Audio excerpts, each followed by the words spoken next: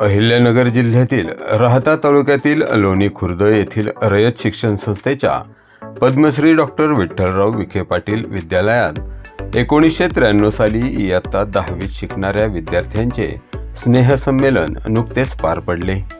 तब्बल 32 वर्षांनी एकमेकांना भेटलेल्या मित्रमैत्रिणींनी लोणीच्या ग्रामदैवत श्री म्हसोबा महाराज यात्रेत एकच धमाल करत यात्रेचा व शाळेचा पुन्हा प्रत्यय घेतला.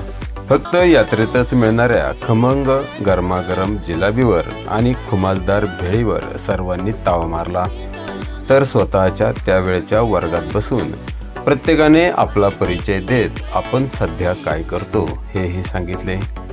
व्यवसाय नोकरीनिमित्ताने पुणे, मुंबई, नाशिक आदी ठिकाणी स्थायिक झालेल्या या 25 ते 30 मित्रांचे हे स्नेहसंमेलन पुढच्या वर्षी पुन्हा भेटण्याचे आश्वासन देत घेत अतिशय उत्साहात संपन्न झाले.